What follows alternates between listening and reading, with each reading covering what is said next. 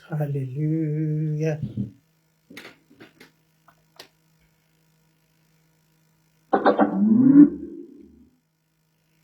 Bluetooth mode. Good evening, everyone.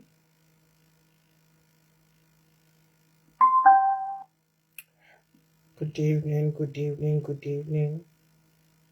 I welcome you all. God bless you as you join me. God bless you, God bless you, God bless you. Welcome to another sanitizing CCC program with your Lady Evangelist Oluwatoyin Obatula Darlington, aka Olomo Plenty, Lady Evangelist that has no frontier. I bless Jehovah Almighty for having you all here. My brothers and sisters, my fathers in the Lord, you're welcome.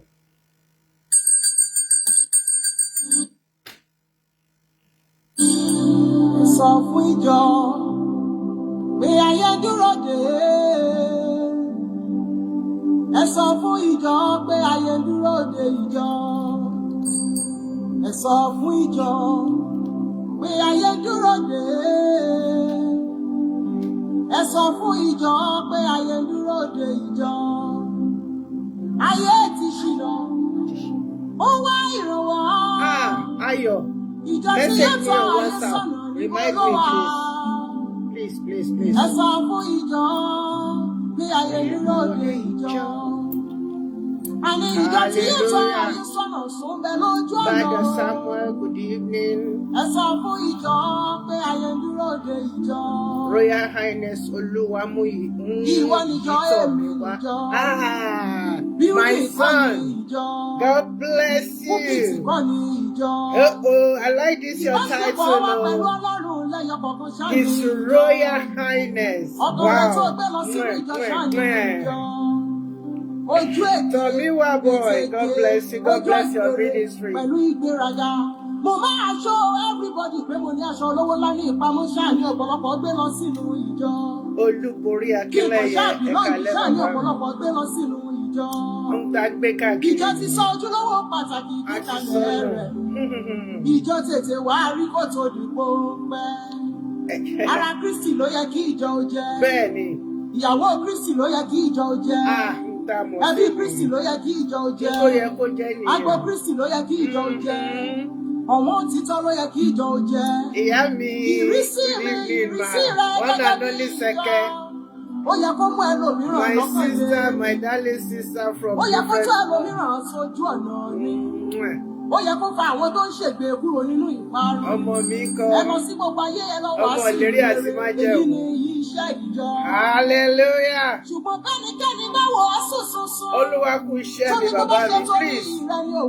Amen. Message me on WhatsApp to remind me that I have to tell you something. Báyé ẹ̀rọ bá lé ẹlòmíràn dànù kúrò nínú òtítọ́ ìjákulẹ̀ mi. Ìwọ tí gbogbo ayé dúró dè, wọ́n dúró dè farahàn ọmọ Ọlọ́run lára rẹ̀. Màmá já ayé kulẹ̀ o, ìwọ ni ìjọ màmá já ayé kulẹ̀ o. Wọ́n ní ká má já ayé kulẹ̀ torí èmi àti rẹ ní ìjọ. Oríṣiríṣi nǹkan la rí nínú ìjọ. Ẹ wo dídí ọmọ olùṣọ́, ó ṣe dirun sọ́nà mẹ́ta, ó dirun sọ́nà mẹ́ta sórí. A big hug and kisses to my son. Ayé ti pọ̀ lẹ́bùn wọnú ìjọ. Other ones. Ìjọ tí yóò tọ́ ayé sọ́nà, ẹ jí kúrò lójú orun ẹ̀ṣẹ̀. Ẹ jẹ́ ká jí kúrò nínú orun ẹ̀ṣẹ̀ o. Ayé dúró dè wá o. Ayé nílò ìwòsàn ẹ sọ fún ìjọ. A lè pe ìjọ yìí ní ìjọ mímọ́ sí Kristi láti ọ̀run wá. Ìjọ tí yóò wẹ ayé yìí mọ́. Ẹ wo dídí ọmọ olùṣọ́ o. Àbí wọ́n láti wọ blue. Àbá sísá ṣẹ́pà alájẹbá tó wọ́n ní. Ó mú irun, ó gbé sí ọ̀nà mẹ́ta sórí. Kábíyèsí Elédùmarè. Ìwọ ìjọ. Ayé dúró dè mí àti nítorí àwa níjọ. Pé ìfihàn agbára lórí pẹpẹ ìṣeéṣe. Kábíyèsí. Láì lo ẹ̀jẹ̀ ewúrẹ́, láì lo ẹ̀jẹ̀ àgùntàn, láì lo ẹ̀jẹ̀ ènìyàn, láì foríbalẹ̀ foríṣà kankan. Ayé dúró dè ọ́ o. Ayé dúró dè mí àti yín nínú ìjọ mímọ́ yìí. Ayé nílò ìjọ tí yóò fi hàn. pé ènìyàn lè ní àṣẹ láì lo ìlú. Mami kò fowó rọlá, ọ̀fẹ́ lolúwa fún wa lọ́lá yẹn, bẹ́ẹ̀ pé ni. ènìyàn lè ní àṣẹ láì lo gbẹ́kúdè. Hey! Àyè nínú ìjọ tí yóò fi hàn. Èyí tó lúwa fún ẹ, bẹ́ẹ̀ ni kò ṣe máa lò. Láì gbẹ́bọ láì ṣètùtù kankan. Má bàjẹ́. Ayé dúró dè ọ́ o, ìwọ ìjọ. Pàtàkì ọ̀rọ̀ mi rèé. Ìgbà tó ọkọ̀ ìjọba dé. Ìyá yìí sọ̀rọ̀ láti inú ẹ̀mí. Hallelujah. Ibo ni ìwọ yóò wà o. Ibo lèmi àti ìlàjọ máa wà o. Nígbà tí ó tọ́ lásìkò náà bá dé. Láìpẹ́ láì jìnnà ọkọ̀ ìjọ máa tó dé. Tàbí àléébù kankan. Nígbà tó ọkọ̀ ìjọba dé. Yóò wá bá ìgbàgbọ́ nínú. Níbo ló ti fẹ́ bá gbàgbọ́ nínú ìjọ Sẹ̀lẹ̀? Nígbà táwọn bàbá wa gan fúnra wọn tó jẹ́ pé oríṣiríṣi ìwà ni wọ́n ń wù. Ayé ń wò èmi àti yín o. Èmi àti yín nìjọ. Olórin yẹn náà ni. Ó ní ayé ń wò wá. Èmi àti yín ṣáà ní Kírísítẹ́nì, àbí? Èdùmàrè wò mí àti yín. Ọ̀rẹ́ bàbá mi kan, orúkọ wọn ni tó bá ní ènìyàn ń wẹ̀ alóńgbòṣẹ́ ọwọ́ ẹ. Màmí kan náà ló tún jẹ́ orúkọ yìí. A ní ara la mọ̀, àmọ́nú, ẹni ọlá ẹni yẹ ni ẹ̀yẹ ọkọ mi. You're welcome. Share. Ẹ bá mi share ẹ̀ sọmọdé ságbà sọkùnrin sóbìnrin. Olúwa ṣeun ẹni ọlá. Ẹ wo borúkọ yẹn ṣe papọ̀. Ó ń dúpẹ́ lọ́wọ́ Olúwa fún ẹni ọlá. Ẹni ọlá tólúwa tún fi nǹkan ńlá dá lọ́lá. Hallelujah. Good evening, everyone. Ẹ kálẹ́. Good day. Kápẹ́ bẹ́ẹ̀ ní gbogbo ibi tẹ́ bá ti ń wò mí. It's your girl, your lady evangelist. Olúwatóyìn Ọbátọ́lá Darlington, aka Ọlọ́mọ Plenty. Lady evangelist that has no frontier. Wọ́n dẹ̀ tún máa ń pè mí ní orúkọ tí mo like jù. Ẹyẹ bàgẹ̀. Ẹyẹ tó títífù. Ẹyẹ tó posh.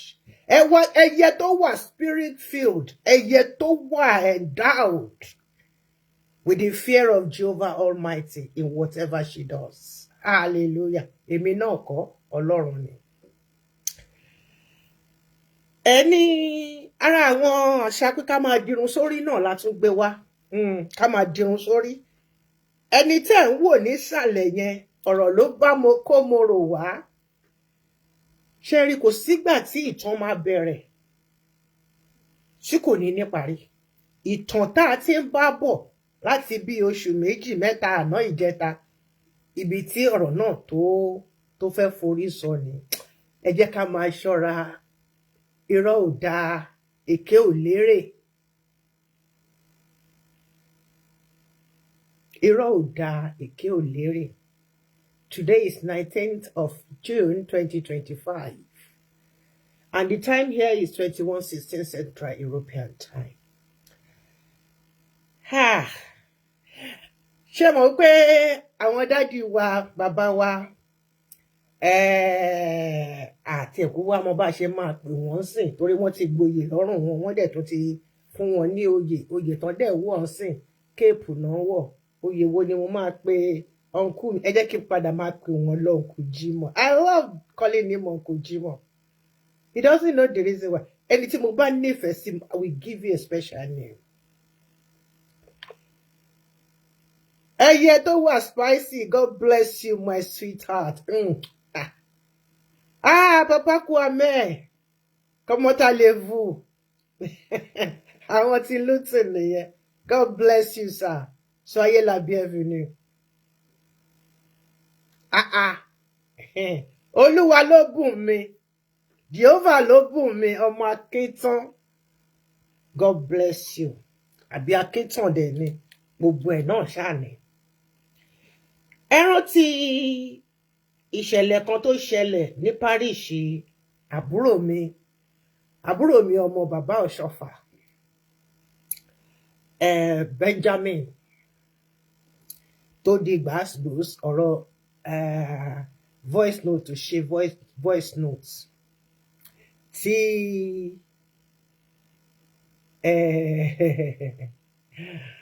ọmọ tó gọ̀ yẹn tó ní kémi jáde síta kémi wá sọ tẹnu mi.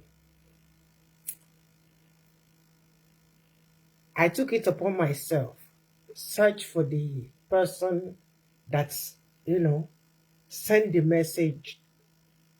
Pé olùṣọ́ tó jẹ́ olùṣọ́ ni whatever gbogbo wa náà la jọ ń ṣọ́, àtẹni tó ń ṣábẹ́, àtẹni tó ń ṣábíà, àtẹni tó ń ṣọ́ géètì, tí í ṣọ́ ni. Bàbá ọmọ tẹ́ ń wò yìí ó jẹ́ ọ̀kan nínú hallelujah mo ń bọ̀.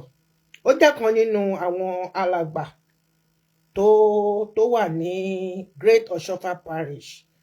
Ṣé ẹ rántí Oladimeji di Oladimejis? Ìyàwó nìyẹn, ẹ̀rí ìmúra ọmọ ọlọ́dún, ẹ wo ohun tó ń pera wọn ní Mother Celestia, ẹ wo ohun tó ń gbé sórí sùtánà, wọ́n tún ku ètè wọn ní blue. Bàbá rèé tí wọ́n ní wọ́n jíṣẹ́ fún pé kó má jókòó sórí àga, tó bá jókòó sórí àga nǹkan kan máa ṣẹlẹ̀, apó tó máa pòrò kíní kan òfurufú àgbọ̀. Ṣáà rántí, ṣé ń bá mi tẹ̀lé ọ̀rọ̀ yẹn? Àwọn Mother Celestia rèé, àwọn bàbá oní blue ni.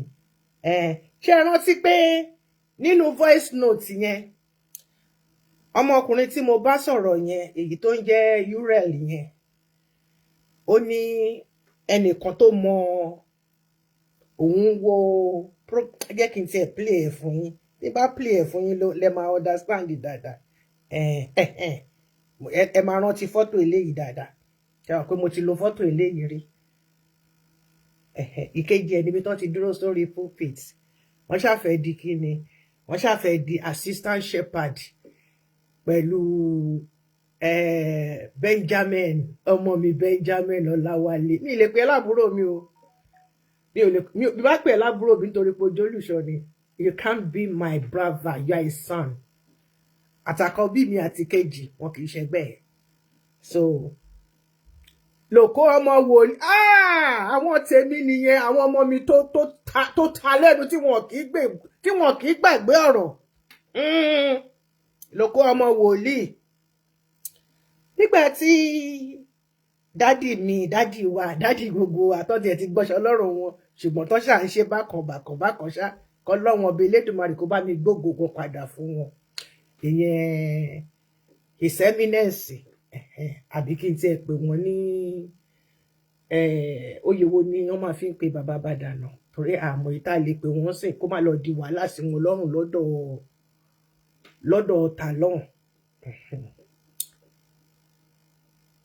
So wọ́n lọ sí Manchester. Ṣé mọ̀ pé mo ṣó bàbá mi bí tí bàbá mi ti ṣe kéde tán tí jó fújì reggae, fújì garbage, ijó yẹn ń wọ̀ wọ́n lára. Àwọn tí wọ́n kọ wọ́n wà lórí stage tí wọ́n ṣe kí náà ti pè ṣé lúlì day, àwọn tí wọ́n tán kọrin nìyí. Ṣé wá rí ẹ̀rí handsome boy yẹn, ṣé rí bó ṣe kó tìrògbọ̀n àrùngbọ̀n bẹ́ẹ̀ náà ló lé torí sí orí ní ṣiṣẹ́kẹ́ mi ta lẹ́nu. Ṣé rí LÓKO nìyẹn o, ọmọ wòlíì. Wọ́n ní èké ẹ̀ nìyẹn. Ìtorí ẹ̀ gangan ni mo ṣe wá, nítorí pé a ṣe wà lórí ẹ̀yin ọkùnrin tẹ́ máa ti ọwọ́ bọ ẹlẹ́dàá yín anyhow, tẹ́ máa mú you are not a born Nazarian. Ẹ wá bẹ̀rẹ̀ sí ní ti ìlarun, ẹ bẹ̀rẹ̀ sí ní ti bọ orí yín. A fi ìṣípayá kékeré kan hàn mí nípa one of the actors in Yoruba industry. I contacted him. Mo fi message láti ẹ̀ ní kọ̀nsíkọ̀nsà. Nígbà tí mo ní irun dada tó wà lórí ẹ̀ yìí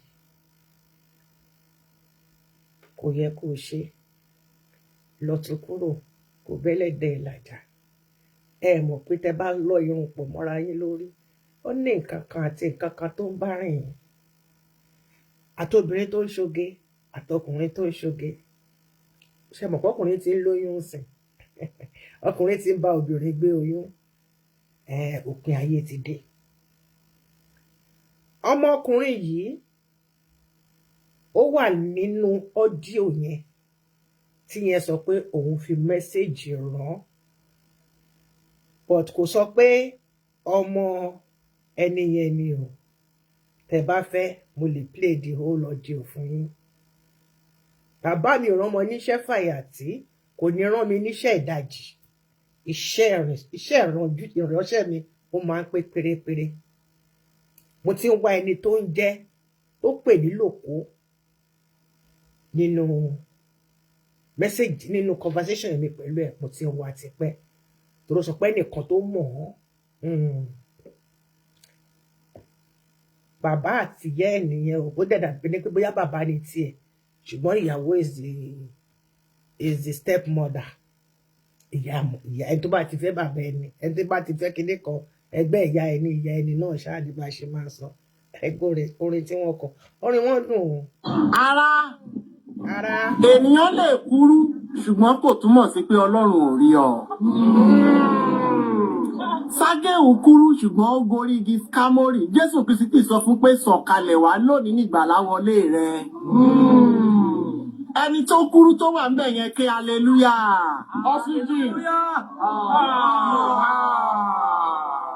Ìwọ tó fẹ́ rí Jésù tó fẹ́ pàdé Ọlọ́run jọ, ṣé mo lè rí 20 pounds lọ́wọ́ ẹ̀ ńbẹ̀ yẹn?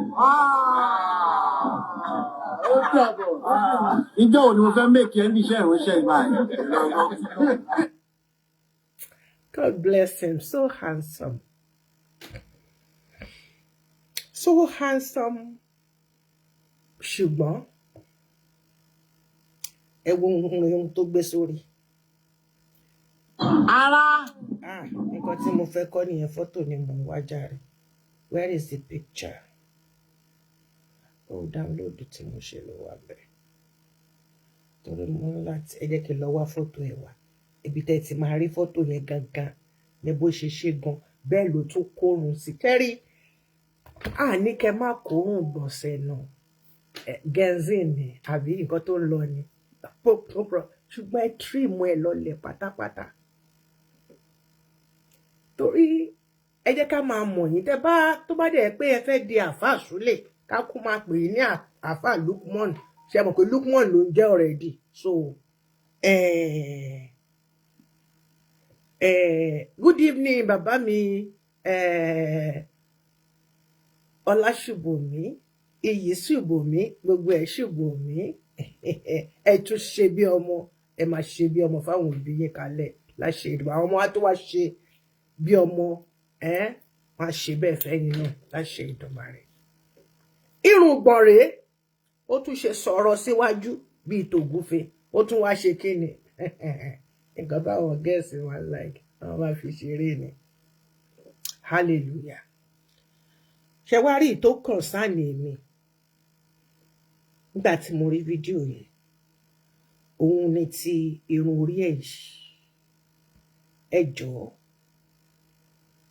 ṣó yẹ kó rí bẹ́ẹ̀? Kò yẹ kó rí bẹ́ẹ̀. Gbogbo nǹkan kọ́ lèèyàn máa fi ń join fásàn.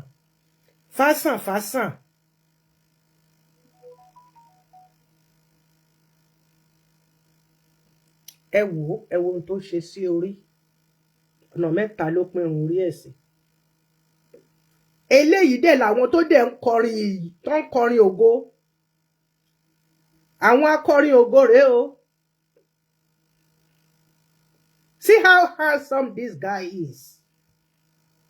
Ẹ wo ògbọ̀n. Ó fá gbogbo ẹ̀ báyìí. Ó wá fi mẹ́ta sílẹ̀ bíi ti àwọn olóde ọ̀hún. Ṣó yẹ kó rí bẹ́ẹ̀? Mi ò bẹ́ anybody jà. Mi ò fa wàhálà. Àkíyèsí pàtàkì ni. Tí actor tí mò ń sọ fún yín, ẹ̀gbọ́n kan tó sọ fún mi,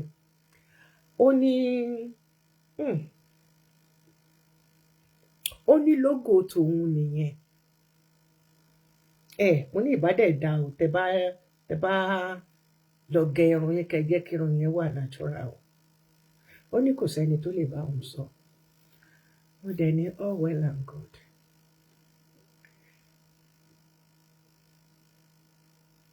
ṣùgbọ́n nínú àìfẹ̀lẹ̀ kébòsí mo dẹ̀ nígbà yẹn ó dẹ̀ ní ogun kan tó ń jà ní abẹ́nú ṣé dẹ̀ mọ̀ pé àwọn onítíátà yìí wọ́n máa ń gbogbo nǹkan náà máa fi ń ṣe pé tó bá wọn sọ̀rọ̀ kan délẹ̀ wọ́n ti sọ mẹ́ta just to shield ṣùgbọ́n fún ara wọn náà máa mú ẹjọ́ ara wọn náà máa wá máa kó sórí social media.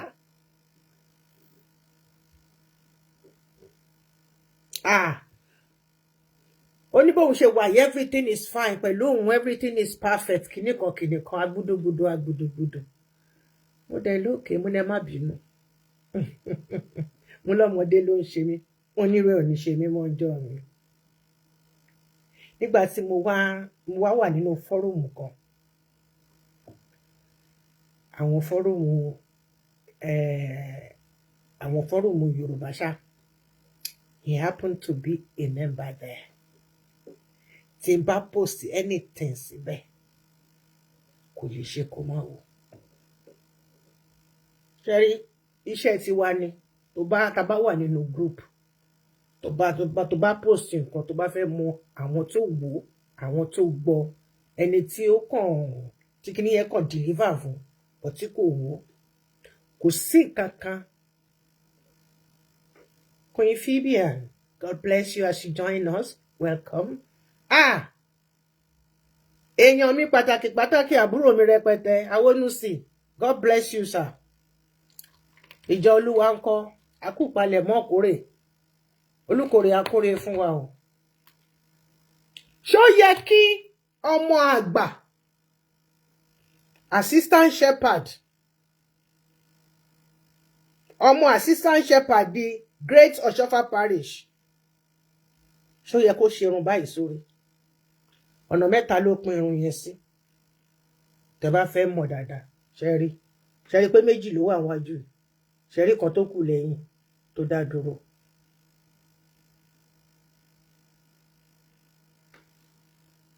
níbi tá a bá ti ń ṣeré ibẹ̀ ni òtítọ́ ọ̀rọ̀ ti máa ń jáde nítòótọ́ wọn ń ṣeré ni ṣùgbọ́n ẹgbọ́n nǹkan tó sọ ó lẹ tó bá ní 20 pounds níbẹ̀ yẹn kí wọ́n fún un wọ́n ń ṣeré ni mi sọ pé ó ń tọrọ owó o. kí ló wá sọ nígbà táwọn yẹn ní kí ló sọ ó nígbà wo lòun fẹ́ dolówó àbí lòun fẹ́ búyọ nínú iṣẹ́ orin yìí ó prophesy fúnra ẹ̀ ni nínú eré láti mú òtítọ́ jáde. Ìwọ ọ̀yẹ́ àti bàbá ẹ̀ tẹ̀ ń wò mí lọ́wọ́lọ́wọ́ because I know you are in the afternoon now and that is the main reason why I tag you. Aṣàjẹmásẹ̀ ni mí. If I want you to listen, if the message is direct to you, I will tag you.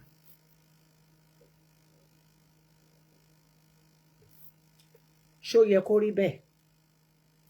This is the same LÓKO tí wọ́n dárúkọ ẹ̀ nínú ọ́díò yẹn mi kàn fẹ́ play ọ́díò yẹn ni because it's about 7 or no it's more than that minutes.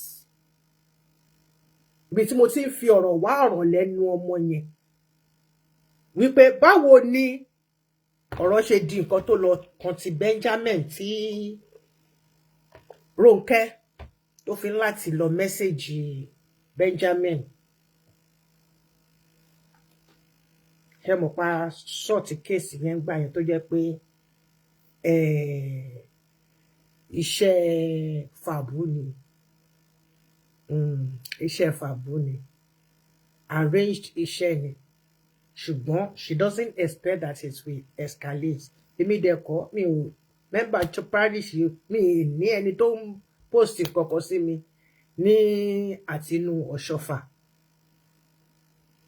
tó jẹ́ mẹ́mbà wọn olùjọ mi mọ́ ń gbọ́ ṣùgbọ́n tẹ́ bá ń gbọ́ ọlọ́mọ plenty tójú tì yẹ ni mo fi ń rí lẹ́yẹ lébi fi ń ríran. Àìmọye àwọn tó lura wọn pa ní metro tó ní inú ibẹ̀ ni wọ́n ti ń fún mi ní fọ́ọ̀mù ṣebí fúnra ara yín náà lẹ máa ń gbé jáde Your best friend has a best friend. And I happen to be a friend to a lot of people. Now you know how I got my information. Informations, you see. Your best friend has a best friend. Tẹ́ bá ti ṣe nǹkan, ẹ bẹ̀rẹ̀ sí ní pín káàkiri tó bá wá dọ́wọ́ mi tí mo bá play, ẹ bẹ̀rẹ̀ sí ní lọ lura yín nínú parish. Ẹlẹ́nìkan, àwọn kan náà group àná gàgà ara wọn pọ̀. Náà kówó fún mi. Ẹ lówó tí máa fi jẹun lọ́wọ́. Mi ò ń ṣe lady evangelist tó ń gba owó lọ́wọ́ anybody láti fi ṣiṣẹ́. Torí orí ọ̀fẹ́ Olúwa ó tó mi jẹ. Nígbà tó dẹ̀ pè mí tó ní kí n bẹ̀rẹ̀ iṣẹ́ àtúnṣe nínú ìjọsìn lẹ́yìn, ojú mi ti rí tó, ṣùgbọ́n sọ fún mi pé oore ọ̀fẹ́ ṣá òun ni ìgbẹ́kẹ̀lé mi, pé oore ọ̀fẹ́ músẹ́ ó tó mi jẹ, àjẹyó àti àjẹṣẹ́kù àti àjẹtúnáwọ́ sí ènìyàn. Olúwa ṣeun. Tí mo ti ń wá ẹni tó ń jẹ́ LÓKO yìí for months, but me ṣe ẹrí kí n gbé jáde. Nígbà tásìkò tó, Ọlọ́run bàbá mi gbé jáde ní wẹ́rẹ́ jogi. Ọmọ assistant shepherd rẹ̀ o, greater Oschoffa, great Oschoffa Parish ní Chicago, Illinois. Ẹni tí wọ́n ń pè ní LÓKO tí wọ́n dárúkọ nínú voice note yẹn, òun nìyí. Wọ́n ní òun ẹnìkan sọ pé òun mọ ẹnìkan tó jẹ́ LÓKO tán lè bá wọn sọ mẹ́sẹ́jì fún wọn pé kí máa yẹn kó má jókòó sí inú tí àtàn ní kó tán kìlọ̀ fún pé kó má jókòó sí. Ó ti ń jókòó síbẹ̀ ò nínú pẹpẹ o. Kẹ́ bá lè rí i pé ara yín lè ń ṣe.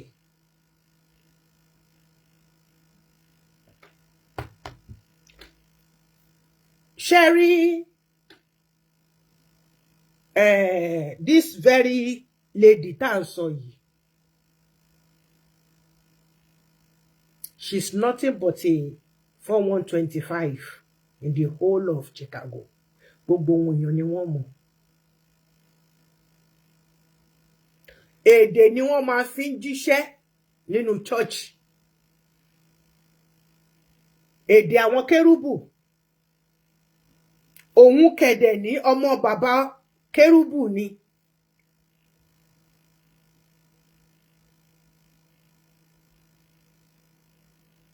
Òun ló máa bá wọn tú. Bàbá ẹ̀ ló ń bá wọn ṣiṣẹ́ ní Nàìjíríà. Ohun tó fi ń jẹun yẹn kò ṣiṣẹ́ rí according to bí mo ṣe gbọ́. Látọdún tó sì wà l'Amẹ́ríkà, bó ṣe ń gbá wọn kiri nìyẹn. Báwo lọmọ ò ṣe wá ní dàbá ẹ̀?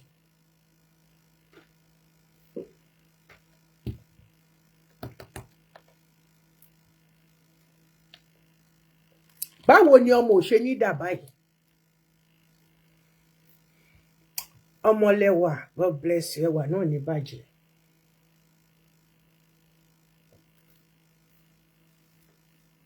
This particular lady tá a sọ̀rọ̀ yìí, Ronke Oladimeji, tó gbé ẹnu gbọ̀ngbọ̀n sókè, tó ní kémi wá ṣàlàyé ara mi o, ibi tèmi ti rí voice notes, ẹ̀rí post stupid. Voice note ẹ pé fúnra yín lẹ pín káàkiri Amẹ́ríkà.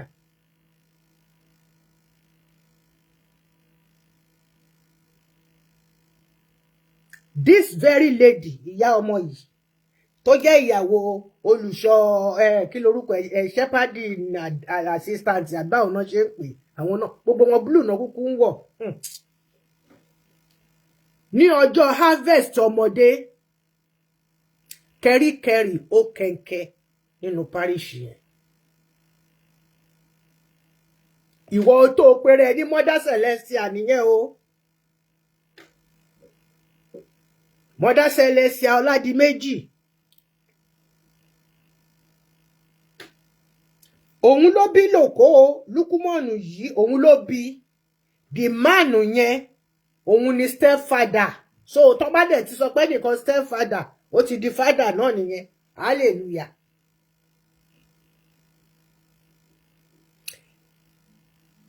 Ìyá mi anífowó ṣe ẹjọ́ ẹgbẹ́ wá igẹ̀ mi ti fẹ́ wọ́n lẹ́ni tó yọ ọkùnrin kẹ́ ẹ gbówó fún ẹni tó yọ gẹ̀ ní kẹ́ ẹ gbé fún ọmọ tó ti ń tírù. God bless you. Ẹjọ́ gbogbo yín ẹ ṣàánú ajé ẹ ṣàánú mi ẹ support mi fún màmí Mama Peters, please. The number is there on my page, on my wall. You can contact me on Facebook, on YouTube, on WhatsApp. +32 488 707. Kí ló dé irọ́ lẹ pa. Màá sọ àsọlìyè ni màá sọ.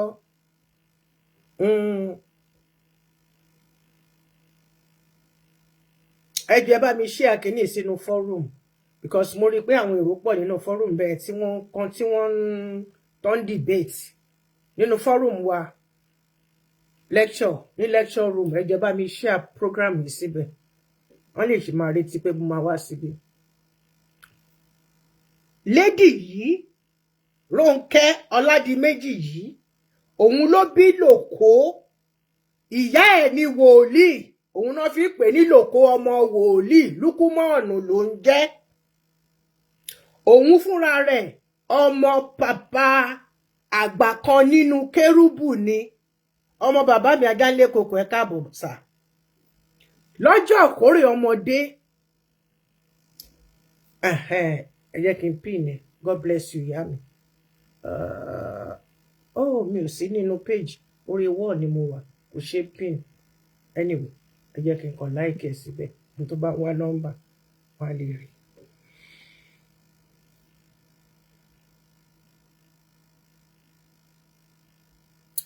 Now lọ́jọ́ ìkórè àwọn ọmọdé tó kọjá níjẹta àná ìjẹrin yìí ó bá ẹnìkan jà níbẹ̀ tó jẹ́ pé wọ́n lura wọn àlùbami ni èèyàn mọ́dá ṣẹlẹ̀ sí a ó ṣe rí pé nǹkan lọ ṣe rí pé nǹkan ṣẹlẹ̀ gbogbo nǹkan sí nínú ìjọ mímọ́ mọ́dá ṣẹlẹ̀ sí a Ọládìméjì òun àti lady kan wọ́n lura wọn tó de pé àwọn ọlọ́pàá ló láti wá kó wọn lọ.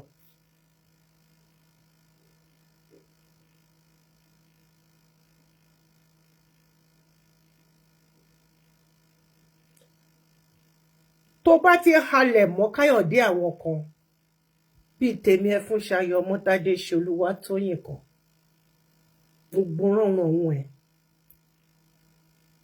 sọrí pé olúwa bó ṣe ṣiṣẹ́ fámílì ẹ̀ bó ṣe gbé gbogbo ẹ̀ lé mi lọ́wọ́.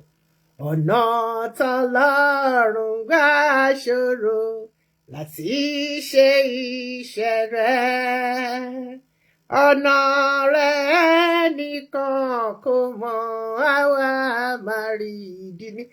Tẹ́ ẹ bá wá nǹkan kan tí nǹkan kan bá sọnù lọ́wọ́ yín àbí tọ́kàn yín bá pòrúurú ẹ ṣáà ṣe kí ni ẹ ṣáà gbẹ́kẹ̀rẹ̀lé gbẹ́kẹ̀lé fẹ́rẹ́ gbẹ́kẹ̀rẹ̀lé àní gbójú rẹ̀ sókè gbẹ́kẹ̀rẹ̀lé tán àánú rẹ̀ wò ṣàgbẹ́kẹ̀rẹ̀lé Jésù. Òun ló ṣe iṣẹ́ wòlíì ní Parish yẹn. Wọ́n dẹ̀ máa ń fi èdè kérúbù náà máa fi ń jíṣẹ́ ìyẹn ní ọ̀dọ̀ ọmọ bàbá wa SBG Oschoffa ìyẹn tó jẹ́ ọmọ mi my handsome dude my handsome son I do love him. Ọmọ mi ìwọ náà ní ìdàtí lọ tírìmù nǹkan tó wà lẹ́ẹ̀kẹ́ yẹn because àwọn àgbà tó wà nínú pẹpẹ gbogbo wọn ni mo ní fọ́tò wọn lọ́wọ́ ní kàǹkàn ohun tó fi ṣe kun òdẹrùn bẹ́ẹ̀ náà dẹ̀ korun abẹ́ ìyàwó wọn náà kó sẹ́nu. Tíjọ bí mo bá fẹ́ tò amúkun ẹrù ẹwọ́ ó ní ìsàlẹ̀ lẹ́ ń wo ẹ̀wò òkè àbókè lẹ́dẹ̀ ń wò ní ẹ̀wò sàlẹ̀ tí ṣẹlẹ̀ yìí bá fẹ́ da individual ni láti inú ilé mi láti inú yàrá mi láti máa tó nígbà tí wọ tó pèrè lólùṣọ́ tó kóró hànú ìgbà wo làwọn tó yí ẹ ká ikùn kọ̀ọ̀kan wọn ga tó yìí ẹ jẹ́ kí n sọ fún yín Amẹ́ríkà oúnjẹ cheap ń bẹ oúnjẹ cheap ń bẹ ṣé mọ̀ nǹkan tẹ́ fi ń ṣeré àrùn tí ò tó jẹ́ pé tó bá hit ilé ẹ̀kọ́ báyìí ájú ti covid lọ bẹ́ẹ̀ náà nígbà tán lọ sí kíní ìbéní náà nìyẹn gbogbo wọn bí kùn wọn ṣe rí rèé tó jẹ́ balógun tó wá láti South Africa yẹn bí kùn ẹ̀ ṣe ga tó rèé kí lẹ̀ ń gbé jẹ kí lẹ̀ ń kó mì ìkókúkó wo lẹ̀ ń kó mì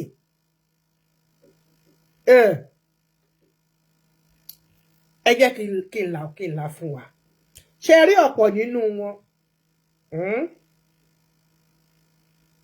odidi ọkàn tútù wọn ní kán gbé ni wọ́n fi ń ṣiṣẹ́ fún wọn ẹlòmíì ìjàpá wà nínú ẹ̀ ìjàpá kékeré ni o á wá máa dàgbà á máa dàgbà ẹlòmíì ẹja tútù odindi wọn ní kán gbé mi ní kékeré ìyẹn wá máa dàgbà ẹ wá máa rí wọn ikùn wọn á máa gùn ikùn wọn á ga títí á ga dórí ẹsẹ̀ wọn á ga dáyà wọn ṣẹ̀dẹ̀ mọ̀ pé bí ikùn bá ṣe ń fẹ̀ sí ni ó máa fún heart ní pressure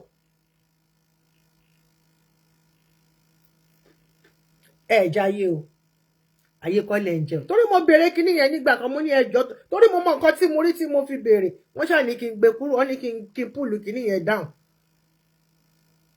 nígbà yẹn lọ́hùn ó ti tó bí ọdún bíi 6 sí 8 ní ìjẹta ń bẹ̀ yẹn àbí sí 5 sí 6 7 ṣá níjẹta àná mo ní ẹjọ́ torí Ọlọ́run mo ní ṣe secret cult ní ṣẹlẹ̀ ni àwọn bàbá yẹn ń pè mí pé kí n gbé kúrò kí n gbé question tí mo béèrè yẹn kí n má béèrè wọn kì í béèrè nǹkan bẹ́ẹ̀ lọ́wọ́ mo ní because gbogbo wọn ló ń tóbi ní kú wọ́n ń tóbi and I know what the Lord revealed to me tí mo fi béèrè kíní yẹn gbogbo àwọn nǹkan tútù tí gbogbo yín tẹ́ ń gbé mi yìí àwọn nǹkan burúkú tẹ́ ń gbé mi yìí wọ́n wá máa wá dàgbà sínú yín wọ́n máa dàgbà sínú yín wọ́n máa àwọn tó ń fẹ́ yín gan anyway gbogbo wọn náà ti gbèdì síta gbà tí bàbá ọba ṣá lè ṣe bàbá ọba lè tọ̀ síbẹ̀ àwọn ọmọ ọlọ́mọ aṣáde lè ṣiṣẹ́ Olúwa láṣẹ parí.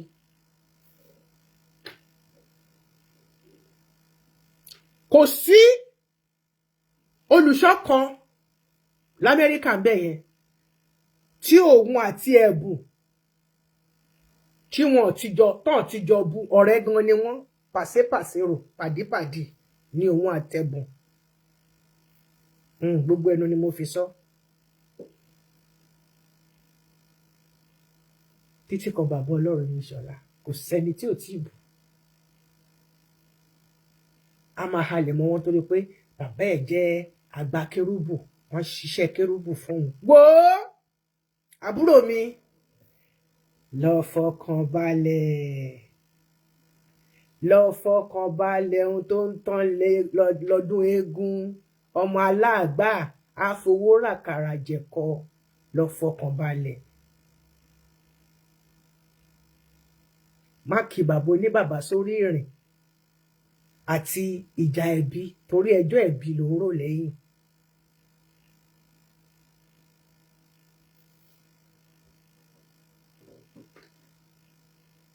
From bí mo ṣe gbọ́ níwájú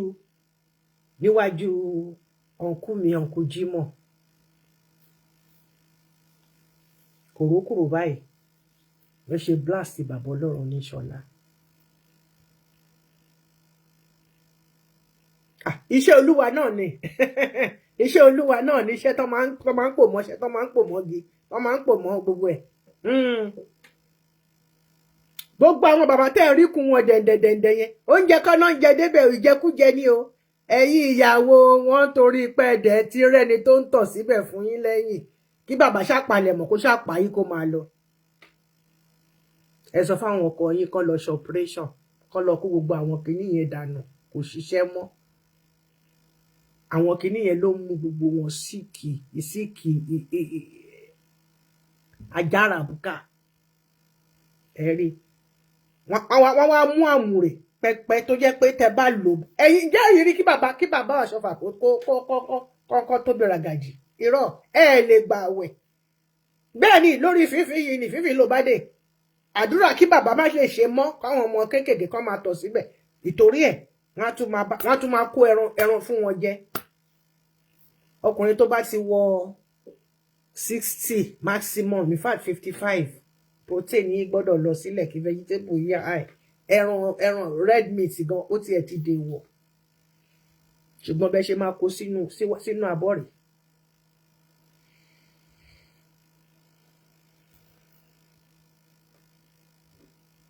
ṣe wá mọ̀ wípé níbi tí gbanigbani wà ibi tí ṣeni wà ibẹ̀ náà ni gbanigbani wà náà sì ń Rónkẹ́ àfàìmọ̀ kó má yẹ pé ikú ẹ̀ ni bàbá yẹn gbà kú torí pé àwọn ẹjọ́ burúkú tó máa ń lọ rò fún bàbá yẹn báyọ̀ kó òun fẹ́ gbèjà ọmọ òun níbikíbi tí wọ́n sùn sí Ọlọ́run ọba á ṣẹlẹ̀ nítura fún wọn. That's what the next ewé jẹ́ ẹ̀ o bá a ṣe gùn.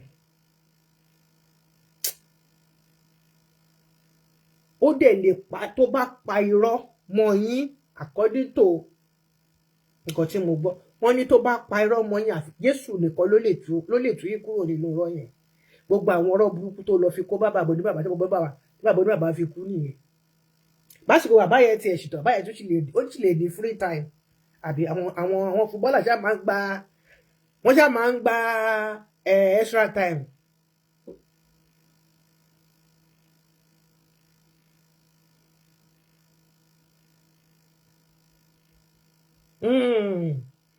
Wọn fò tọrọ tọ èmi á máa ṣe tèmi. Ẹni tó jẹ́ lòkó tá a sọ̀rọ̀ ẹ̀ kù ní last time ìjẹta àná àárọ̀ yìí òun nìyí lọ́lọ́run gbogbo wá fún mi ní gbẹdẹmukẹ. Lukumon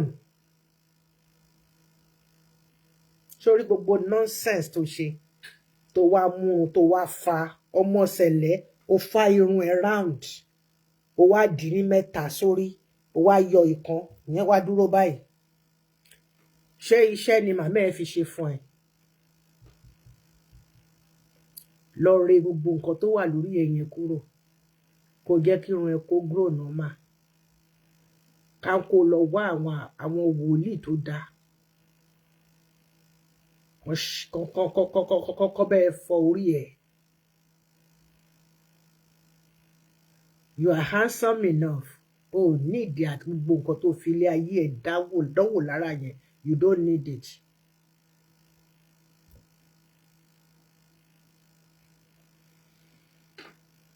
Oh, need. Ohun tí mo ní ni mo yẹ yẹn. Olúwa ṣeun mi Samuel. Jésù ń dábìrà láyé mi ọmọ rẹ̀ Jésù ń dábìrà. Gbogbo yín ni mo rí yín lálẹ́ yìí. Ẹ pàtẹ́wọ́ fún mi. Ọdún yìí ti sàn mí. Gbogbo yín lẹ bá ṣorí lórúkọ Jésù. Ṣé wá rí wọ́n ní show me your friend and I will tell you whom you are. Ṣé rí ọmọbìnrin yìí àti ọkọ ẹ̀ 2 gé 4 ni wọ́n. Ọkọ náà bó ṣe gbé fún wọn ni bóun náà ṣe ó múlẹ̀ lódindi ni ó ní àwọn FBI lòun bá ṣiṣẹ́ kò ṣiṣẹ́ pàápàá.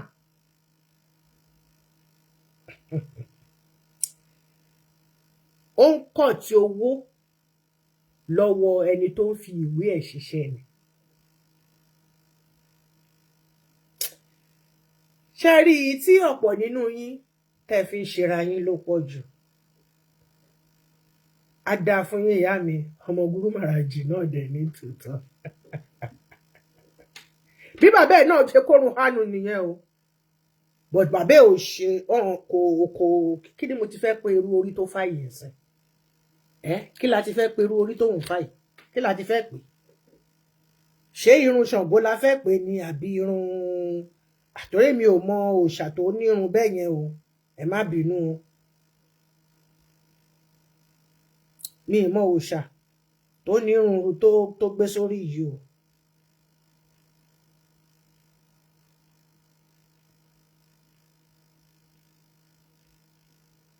Look at him. Why you go? Is this boy not handsome enough? Ó mọ́ra, ó ṣe gbogbo ẹ̀ bóyá ó dẹ̀ inú mi ti ẹ̀rọ pé cream náà because ìlà orí ẹ̀ náà funfun skull ẹ̀ náà funfun ẹ wo ó pín irun sí mẹ́ta sórí ó kórùn gbọ̀n hánú ó ní mustache ó tún ní ti ìsàlẹ̀ náà kí lẹ ti ń pè yẹn ẹ wo ẹyọ kan tó yọ sókè bẹ́ẹ̀ ai.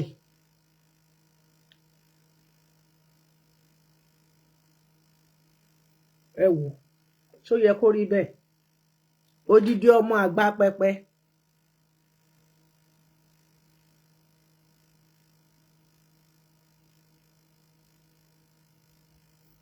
odidi ọmọ àgbà pẹpẹ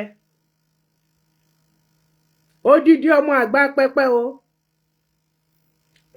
venerable kìnìkan gbogbo yìnyẹn ṣá ṣẹ́ẹ̀rí bàbá ẹ̀ ní bàbá tí ẹ̀ try kọ́lọ̀ méjèèjì làwọn lò ń tí wọn àwọn dẹ̀ trim tí wọn dáhùn dáadáa ṣẹ́ẹ̀rí àwọn nìyẹn.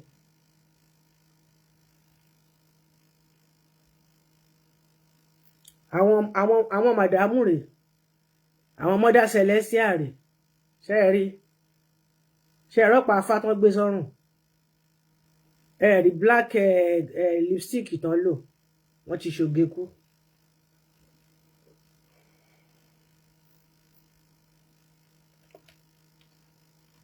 We all need to be very very careful. Èmi ò mọ̀ bàbá mi òun náà mo ṣe ní kí n gbé jáde o bóyá ẹ̀yin àgbàlagbà bóyá ẹ sọ fún mi ibi tó wà nínú Bible o torí Samson tá a mọ̀ tó wà nínú Bíbélì Samson happened to be a Nazarian natural one irun ẹ̀ ó kọ̀gùn ni eléyìí ó mú orí ó fa ẹ wò náà ó fa gbogbo orun ẹ̀ ó fa round ó wá fi mẹ́ta yẹn sílẹ̀ ó wá yọ kan sókè gòǹgòlò bóyá starch ló tiẹ̀ fi gbé dúró ní òbí jẹ́ẹ̀lì ní bó dẹ̀ ṣe ẹ wò ó. Is this normal? Is this normal fọ́mọ àgbà church? Ṣẹlẹ̀ yìí náà ni. Is he not handsome enough? Ẹ wo orùngbọ̀n, ẹ wo bó ṣe ń kanlẹ̀.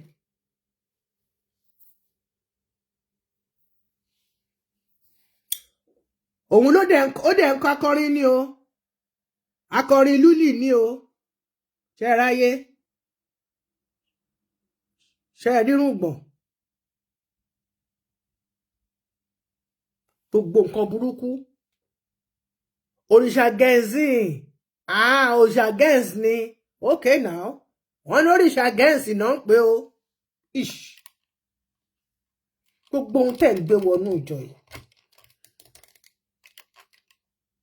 Ìgbà wo lẹ́ẹ̀ni máa lọ fi gbogbo ayé yín kẹ́ máa lọ fi ṣiṣẹ́ jù ẹ pawó owó wa mo bá fún yín nípìn tí yín owó yẹn máa disappear ni you won't know how you spend the money. Ẹ dẹ̀ sọ pé ẹ wà lórí stage ẹ ń kọ orin sí Ọlọ́run.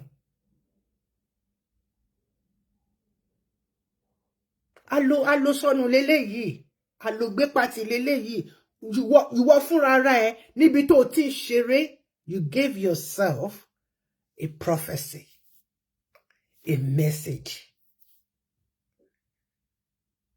Oníjọ́ wo ló máa dolówó nínú iṣẹ́ orin kíkọ yìí ó lè dá mi ò ṣépè fún ẹ torí mo bímọ tèmi mo bímọ mo lọ́mọ ọmọ so mi ò ṣépè fún ẹ ẹnu ara ẹ ló fi sọ ṣùgbọ́n ǹjẹ́ wọ́n ṣàkíyèsí pípé ara ẹ ló ń fún ní message just £20 ló béèrè lọ́wọ́ àwọn ọ̀rẹ́ ẹ̀ eré ni wọ́n ń pe wèrè ní ó ń fapá ewúrẹ́ jiyàn, wọ́n ń pe wèrè ní ó ń fi tan àgùntàn jẹ̀ka, wọ́n ń pe wèrè ní ó ń gẹṣin lọ́sàn-án, ó ń gan ọmọ ènìyàn lóru. Bóyá ilé olórìṣà ẹlẹ́gbára ni wọ́n ti wá òkè.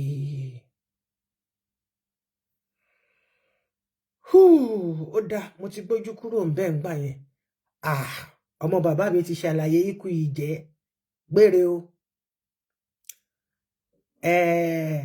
Àsìkò yìí lọ́sẹ̀ mi ṣe ọdún ẹlẹ́gbára lẹ́kọ̀ọ́. Àwọn bàbá mi o, wọ́n ti bẹ̀rẹ̀ lè ní. Ẹ má bínú, ọmọ bàbá mi kan ni mò ń bá ṣàwórí ìsàlẹ̀ ń bẹ̀. Ẹ má bínú, ẹ ní láti mọ nǹkan tá a sọ. Ẹ bá dẹ̀ understand there, no problem.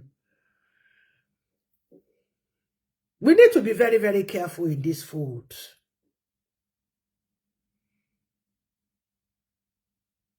Ẹ̀yin bàbá, ibi tẹ́ bá wa dé rèé o. Àwa dẹ̀ ní Bíbélì táyé ń kà. Wọ́n dẹ̀ sọ fún wa wípé ìjọ yìí ni yóò wẹ ayé mọ́. Ṣé bá ṣe máa ṣe rèé tó fi máa wẹ ayé mọ́. Jọkẹ́ Sulaiman, God bless you, my sweetheart. You're welcome. Hey, alàgbà Émọ̀sì, níbo lẹ ti wà látọdún yìí? Where have you been, my darling? Kenny Crown, God bless you. I appreciate you.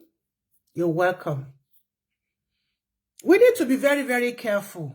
This thing called Christianity, the people that brought this thing to us initially, they are not doing it this way. And I give glory to Jehovah Almighty that my Christianity did not start with Celestial Church of Christ. It may go back to rotten. But because I got a good lecture, I was nurtured well. That's how I want to be Timbo.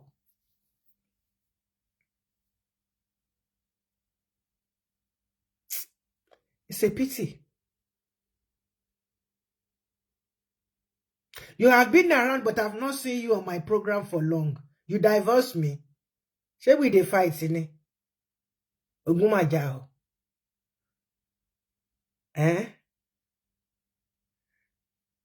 Ba mi jebu. Eswe. Show. Well,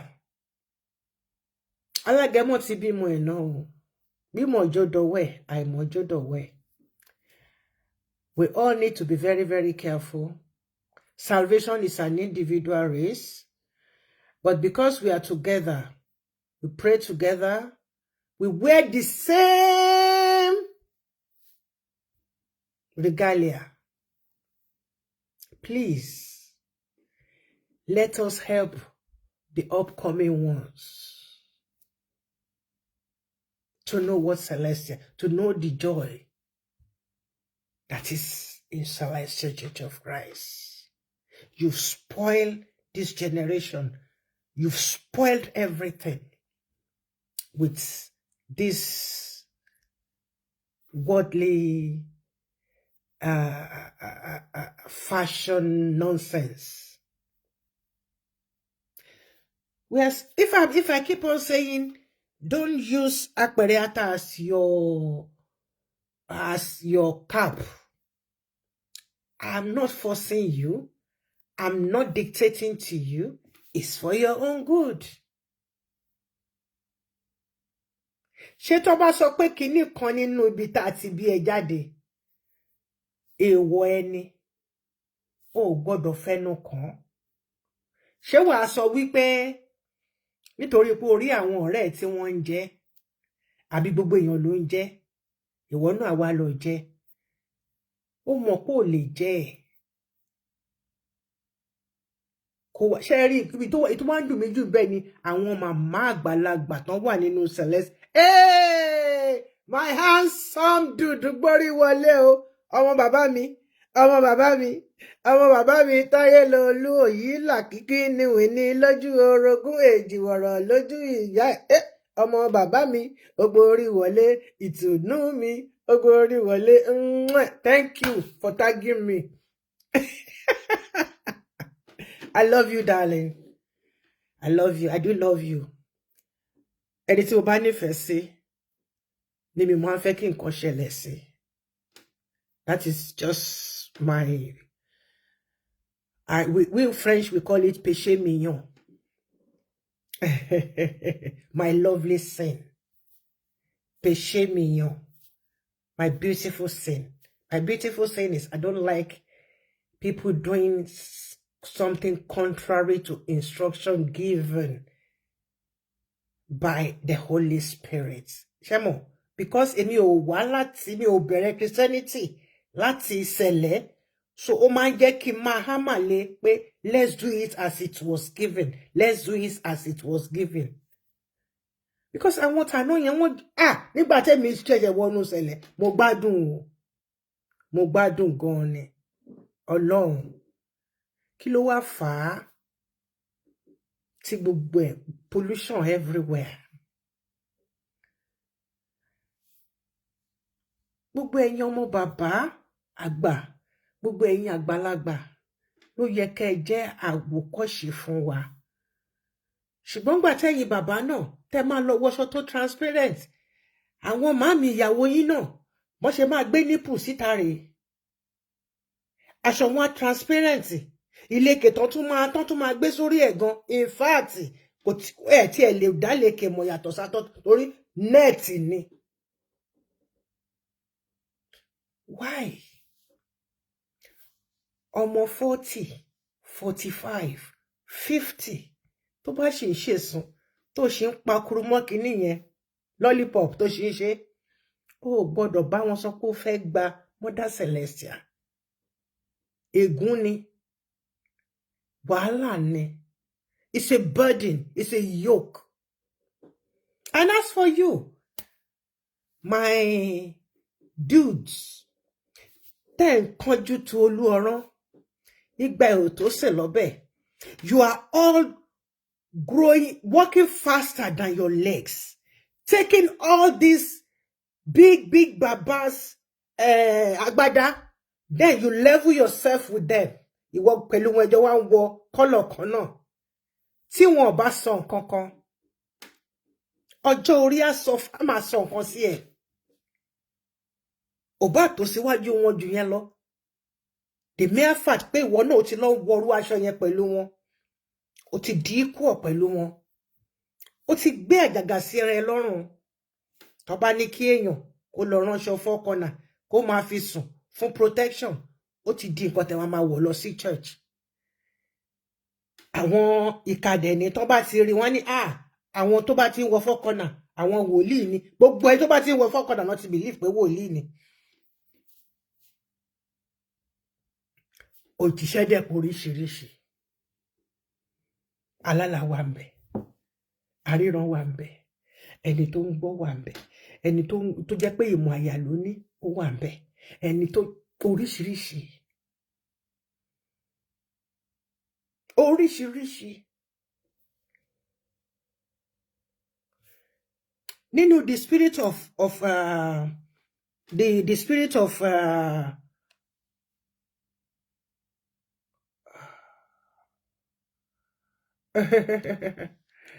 it is well. Thank you. Huh? The fruit of the spirit. Ìyẹn náà tún carry ABC ní under. Ẹ lọ sórí TikTok, ẹ lọ wo nǹkan tó sọ tẹ̀lé sí àdá. Ẹ lọ wo àwọn tó lọ ń gbé àwọn oríṣiríṣi iṣẹ́ sílẹ̀.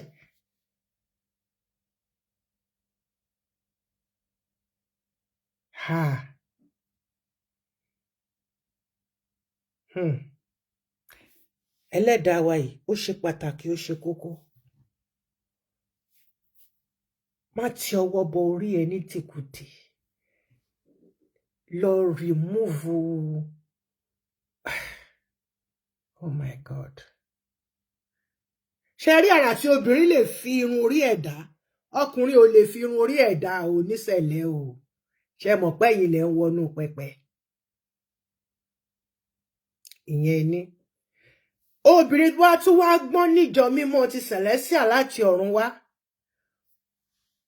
o gbọ́dọ̀ tọ́jú ẹlẹ́dàá ẹ jealously.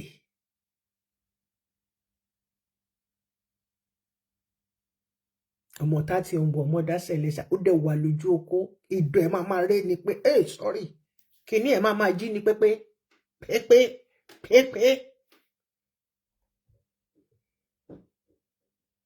tó bá yẹ pé bí mo ṣe ń sọ lẹ́yìn olùṣọ́ àjàrà lẹ bá àwọn ìyàwó yín sọ nínú ilé táwọn ìyàwó yín tí wọ́n ń bá àwọn màmá nínú church sọ tó ní kálukú ń kí ọwọ́ ọmọ ẹ̀ báṣọ ẹ rí i pé gbogbo ohun tí ò tó àti máa ṣẹ́kù rẹpẹtẹ àgbọ́dọ̀ Ọlọ́run jẹ́ ká fi ọ̀rọ̀ wa pìtàn nínú ìjọ Celestial. ẹ wo nǹkan tó ń lọ lọ́wọ́lọ́wọ́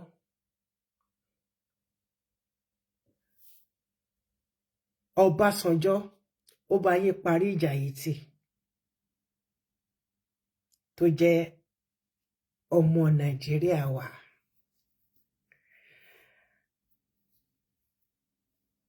Dádì mi supreme ọ̀nkú mi ọ̀nkú Jímọ̀ ẹ̀yin ni mò ń bá sọ.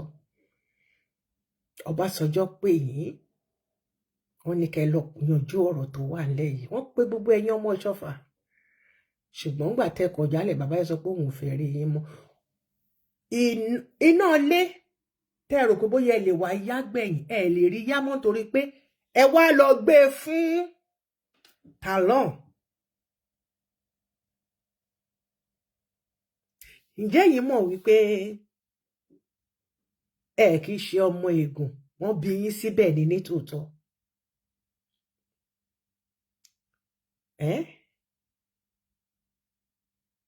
Tàbá kanú ẹrú inú ẹrú á bàjẹ́ ẹ jẹ́ ká gbàgbé ẹ̀.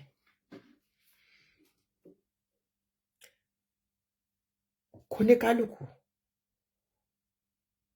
kó ti ọwọ́ ẹ̀mọ́ ìbáṣọ nínú ìjọ mímọ́.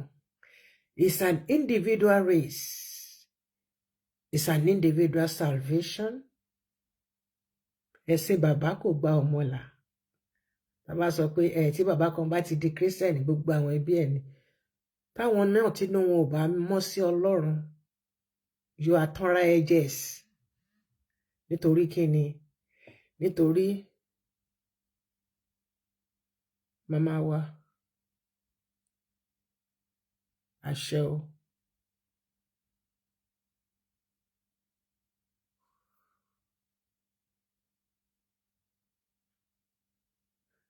bẹ́ẹ̀ ni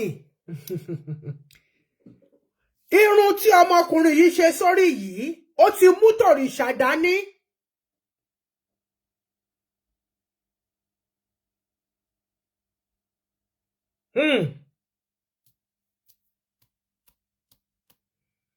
Ó ti mú ti òrìṣà dání. Ó fa gbogbo ẹ̀ báyìí. Ó mú kan báyìí, ó mú kan báyìí, ó mú kan báyìí. Ìtọ́ wá wà lẹ́yìn yẹn, ó wá nà sókè ìṣòro báyìí.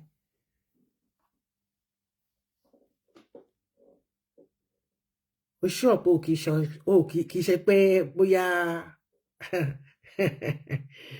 ẹ̀rọ ajẹ́ sọ ká fi sílẹ̀.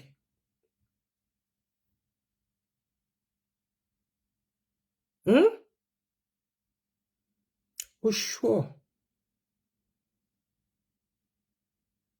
wípé bẹ́ẹ̀ kọ́ ni ibẹ̀ yẹn kọ́ ló wà tó kàn forúkọ sẹ̀lẹ̀ tó fi ń bojú.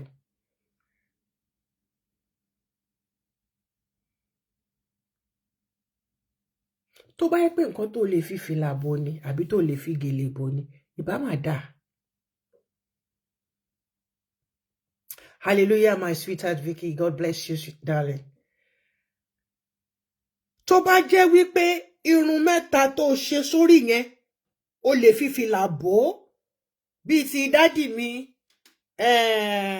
kí lorúkọ wọn ti ń jẹ́ Àjànàkú tó bá yẹ pé ìwọ náà lè máa fìfìlà bò ní kéèyàn kankan má rí nǹkan tó wà nǹkan tó gbé sórí yẹn lágbára o nǹkan tó gbé sórí yẹn ó kí pọ́pọ́.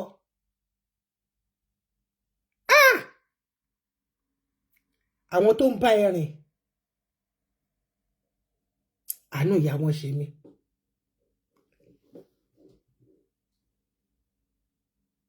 Ìyá ẹdẹ mọ̀ sí rìn àjò yẹn.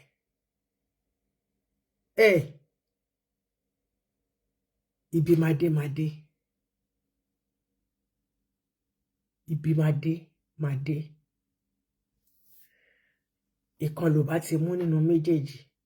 Inú ilé tó lọ wọ̀ yẹn ò bá má ti lọ wọ̀ ọbẹ̀ yẹn kó tún wá máa gbé sórí wà tún wá bọ́ síta wà tún máa pé Jésù lọ́ba káì.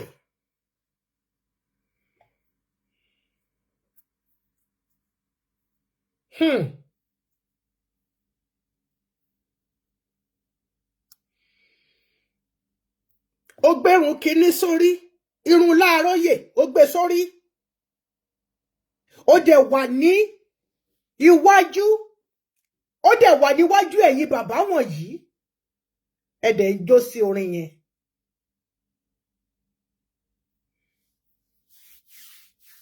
Gbogbo ẹ̀yin tẹ́ jọ wà ní group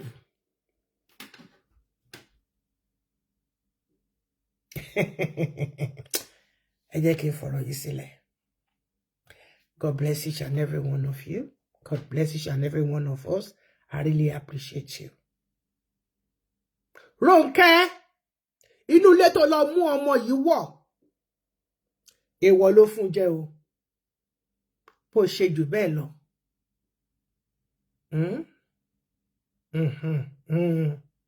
It is well. Àgbàlagbà ṣẹnu kodoro. Gbogbo nǹkan kọ́ lèèyàn fi ń ṣe fashion. Eléyìí ò kì í ṣàrẹ̀. Ṣe rí ọ̀pọ̀ nínú, let me say 97, 98% àwọn tó wà ní entertainment tẹ̀rù pé ló ń copy wọn àbí kinní kan ẹ jẹ́ kí n gbé sí copy.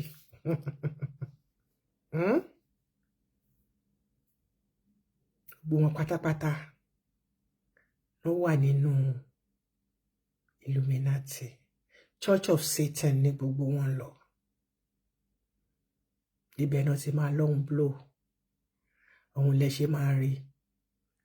Wọ́n ní ọ̀rẹ́ eléyìí kú lójijì. Ọmọ eléyìí kú lójijì. Eléyìí l'accident. Gbogbo ẹ̀ mẹ́nu mọ́ ni. Hallelujah. God bless you. I really appreciate you. Tomorrow, you can join me no, not tomorrow, on Saturday. Àsìkò tó. We are going to go back to what we started.